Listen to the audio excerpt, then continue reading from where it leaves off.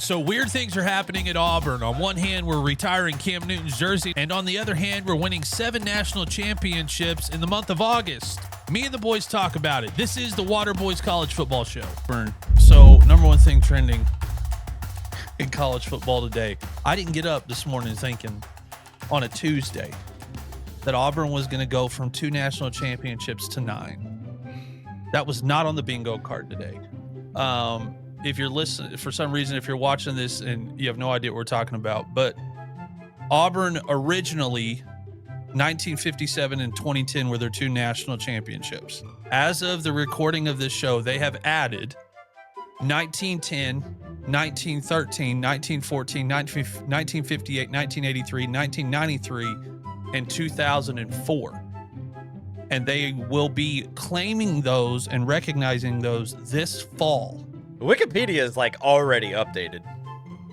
Like their Twitter and Instagram bio, I think, also says 9-time national champion. Like they did not waste any time getting that number out there because they wanted it to be out there so badly. No. Then I saw on Twitter or X, Auburn football, their actual X account has already updated their profile with 9-time national champions. Like they wasted absolutely no time updating their history books. It's hysterical to me. I wonder if it's just a stab more towards Alabama trying to close that gap. Oh, 100%. They've got a long ways to go still. Yeah. I mean, Nick Saban won 7 in his time at Alabama. 6. Outright. Yeah. Like BCS era, college football playoff era. And I think the wildest part of it is, 1910, 1913, 1914, 1958. Okay.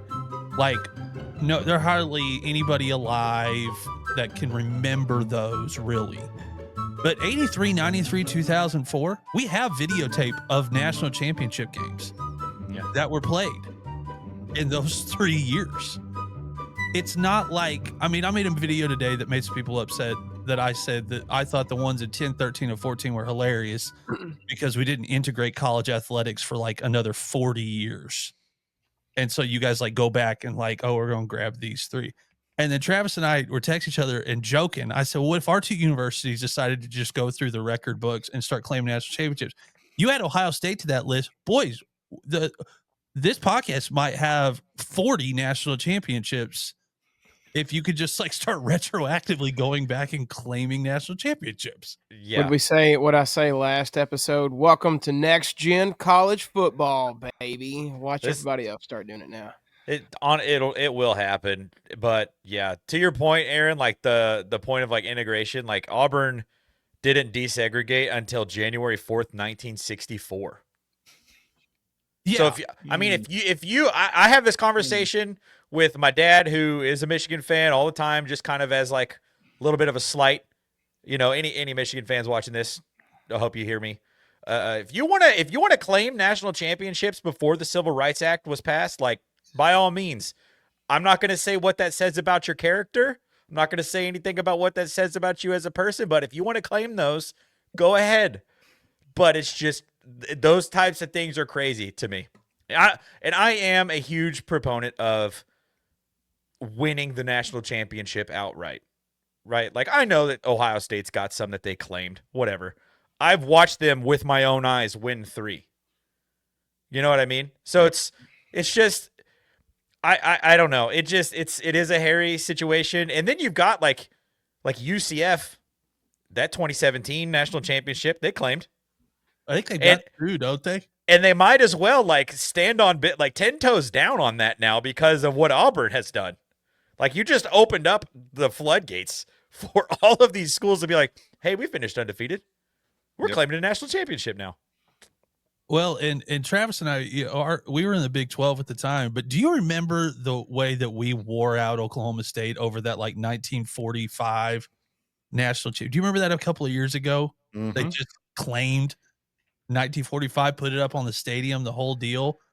But a guy in the comments was like, this isn't that big a deal. Nobody's going to care. And I was like, oh, I can promise you. If you don't think Alabama right now isn't going, oh, okay.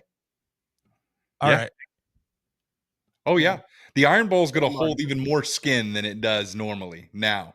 Like there's going to be, I'm praying that, I mean, college game day I'm willing to bet money it's going to be at the big game. I mean, just candidly, but if it's at the Iron Bowl this year, the signs of college game day, I cannot wait to see what these fans pull out of their back pocket to jeer the Auburn faithful of adding 7 national titles on a Tuesday morning. Like, my first thought this morning when I saw that was, I am going to be scouring social media all day because I feel like Texas A&M's got something coming. I feel like Texas A&M is going to find some national championships here in the next few hours just to say they have won post 1939. Well, and you know, and Steve's a little bit of a college football historian like I am. If you're really young watching this, you do need to realize that there was a stage of college football where we would play all the games and then someone would just walk up to a coach on like the 50-yard line after a game and go, "You just won the national championship." So it was kind of a weird era of college football. Like, you play in the Orange Bowl, you win, and then some guy would come out there and go, "Congratulations, coach, you just won the national championship." How did they not figure this out? How long has the Super Bowl been in existence? A long time. How long has state championships in high school football been in existence? Like, why did it take NCAA Division I, FBS 1A, whatever you want to call it? Why did it take so long to figure this out? Like, why couldn't we have had teams playing in national championship games in 1950, in 1960?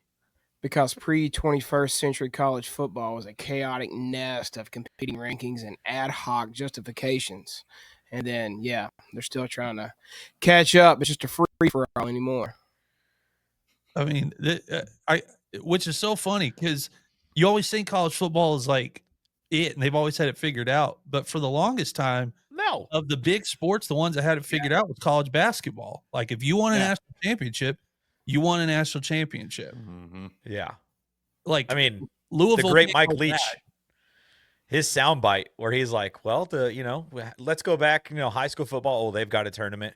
Okay, what if we went up a little bit bigger? Okay, well, Division III, NAI, Division II, they've all got a tournament. What if we went to the league over Division I football? Oh, well, it's the NFL. They've also got a tournament. But for some reason, the NCAA Division I FBS is like the only the only division of football in existence in America that didn't have any sort of playoff system. It's just like, it's mind-boggling. And honestly, like, the 2004 claiming that national championship for LSU, there's your perfect example for why a playoff is necessary.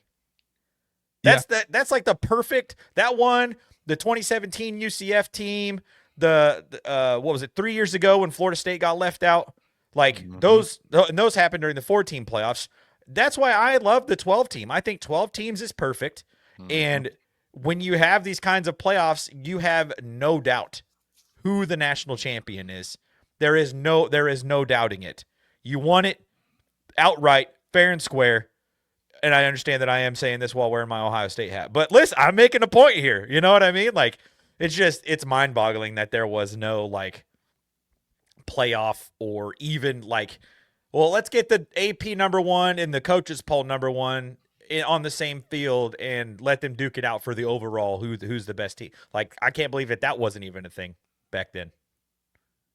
It's just wild that was ever a thing. And I think it's so funny that on the same week that you are making everyone in college football super excited that you're going to retire Cam's number, that whole thing is going to be all overshadowed this season by this.